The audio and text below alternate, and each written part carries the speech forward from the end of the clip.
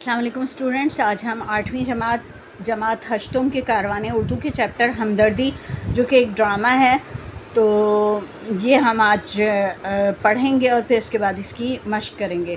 ہمدردی صلیبی جنگوں کا زمانہ 11ویں صدی تا 13ویں صدی ہے۔ سن 1097 تک مسلمانوں کا قبلہ اول بیت المقدس مسلمانوں کے پاس تھا۔ یہاں یہودی اور عیسائی زائرین کی آمد کی بھی اجازت تھی، وہ یہاں اپنی اپنی رسمیں ادا کرتے۔ پھر انہوں نے اپنے ملکوں کے عوام سے یہ کہنا شروع کر دیا کہ بیت المقدس دراصل ہماری عبادت گاہ ہے، لہٰذا جو فرد بھی بیت المقدس کی آزادی کی جنگ میں حصہ لے گا اس کے سارے گناہ معاف ہو جائیں گے۔ بیت المقدس کی آزادی کے لیے مسلمانوں، یہودیوں اور عیسائیوں کے درمیان جو جنگیں لڑی گئیں انہیں صلیبی جنگیں کہا جاتا ہے۔ یہودیوں اور عیسائیوں کے پرچموں پر بھی صلیب کا نشان ہوتا ہے، یہ جو بنا ہوا ہے نا اس بک کے اندر، اور جنگ میں جو فوجی آگے آگے چلتے ان کے ہاتھوں میں بھی صلیب ہوتی۔ مصر کے فرمانروا نور الدین زنگی ان جنگوں کی ابتدا میں مسلمانوں کے امیر لشکر تھے۔ نور الدین زنگی کی وفات کے بعد سلطان صلاح الدین ایوبی جو فوج کے سپہ سالار تھے آگے آئے، قیادت سنبھالی اور اپنی مضبوط ایمانی قوت اور بہترین عسکری صلاحیتوں سے یہ جنگ جیت کر بیت المقدس کو غیر مسلموں کے قبضے سے آزاد کر لیا۔ آئیے اسلامی تاریخ کے جھروکے سے خوبصورت ڈرامہ پڑھیں۔ صلیبی جنگوں کا زمانہ۔ صلیبی جنگوں کا زمانہ۔ سلطان صلاح الدین ایوبی مسلمان فوج کا سپہ سالار، رچرڈ جو ہے وہ عیسائی فوج کا سپہ سالار، اور تیسرا کردار ہے عیسائی عورت، چوتھا کردار ہے اجنبی خریدار ایک مسافر ہے، پانچواں کردار ہے 2 سپاہی، یہ 2 کردار ہو گئے، اور چھٹا ہے مخبر، اور 7ویں نمبر پہ ہے بچہ، ایک شیر خوار بچہ۔ پہلا منظر ہے رچرڈ کا خیمہ دکھایا جا رہا ہے۔ رات گہری ہو چکی ہے، رچرڈ اپنے خیمے میں تنہا ہے، اس کے سامنے میز پر کسی ملک کا نقشہ پڑا ہے اور قریبی ایک چراغ جگمگا رہا ہے۔ رچرڈ نقشے پر غور کر رہا ہے، اچانک خیمے کا پردہ اٹھا کر ایک عیسائی عورت انتہائی عجلت یعنی جلدی میں داخل ہوتی ہے۔ عورت بلبلاتے ہوئے، مائی لارڈ رحم فرمائیے، میں بہت مجبور اور دکھی عورت ہوں، میری مدد فرمائیے۔ رچرڈ لاؤبالی انداز سے، کیا ہوا ہے؟ تم پر کس نے ظلم کیا ہے؟ عورت ہاتھ جوڑتے ہوئے، رچرڈ میں ایک عیسائی عورت ہوں، یہاں سے کچھ دور میرا خیمہ ہے، میرا شوہر بھی عیسائی فوجی ہے۔ رچرڈ آگے بولو، عورت روتے ہوئے، ایک چور ہمارے خیمے میں گھس آیا اور میرے شیرخوار بچے کو مجھ سے چھین کر لے گیا ہے، رحم کیجیے، میری مدد کیجیے۔ رچرڈ کچھ سوچ کر، مجھے تم سے ہمدردی ہے مگر میں اس سلسلے میں تمہاری کچھ بھی مدد نہیں کر سکتا، میں بے بس ہوں، تم ایسا کرو صلاح الدین کے پاس جاؤ، ہو سکتا ہے وہ تمہاری کچھ مدد کرے۔ عورت یہ بات سن کر خیمے سے نکل جاتی ہے۔ دوسرا منظر صلاح الدین ایوبی کا خیمہ۔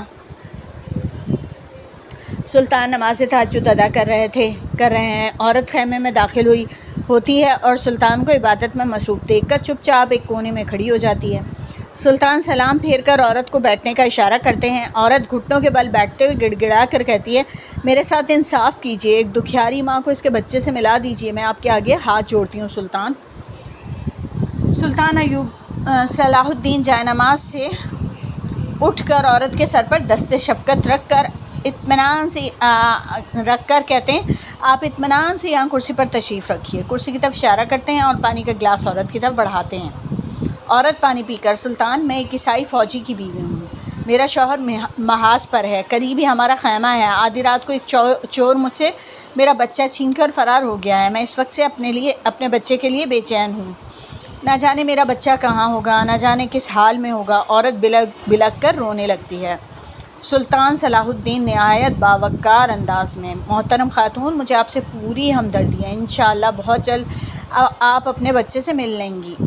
2 سپاہی حاضر ہوتے ہیں۔ سلطان صلاح الدین سپاہیوں سے مخاطب ہو کر، دیکھو ساتھیوں، ان خاتون کا بچہ کوئی چور چرا کر لے گیا ہے، فوری طور پر بچے کی واپسی کا بندوبست کرو۔ سپاہی آداب بجا کر خیمے سے باہر جاتے ہیں۔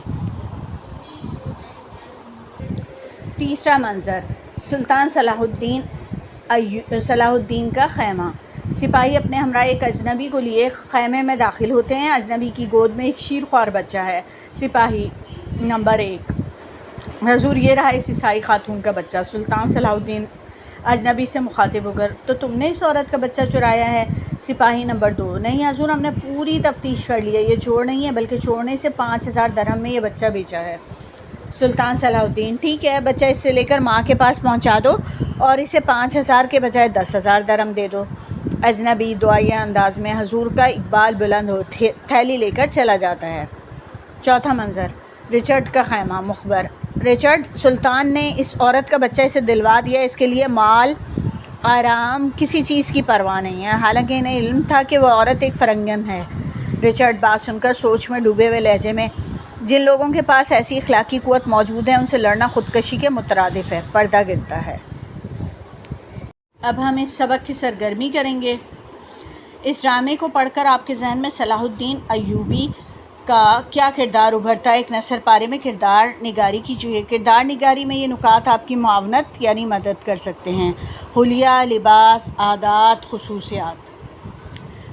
سلطان صلاح الدین ایوبی سادہ لباس زیب تن کرتے، اللہ کی عبادت میں مشغول رہنے کے ساتھ ساتھ اللہ کے بندوں کے حقوق کا خیال رکھتے، ضرورت مندوں کی ضروریات کو پورا کرتے۔ انہیں نہ مال کا لالچ تھا اور نہ ہی جان کی پرواہ، صرف اللہ کو راضی کرنے کی کوشش میں لگے رہتے، غرض تمام اچھی عادات کے مالک تھے۔ اگلا اب ہے کہ ڈرامے کا خلاصہ تحریر کیجیے، تو اس ڈرامے کے خلاصے کے لیے الگ ویڈیو بنائی جائے گی۔ دیے گئے الفاظ کو اپنے جملوں میں استعمال کیجیے۔ دست شفقت: میرے نانا ہر یتیم پر دست شفقت فرماتے۔ شیرخوار: مجھے شیرخوار بچے بہت پیارے لگتے ہیں، میں اپنی شیرخوار پھپھوزاد بہن سے بہت کھیلتی ہوں۔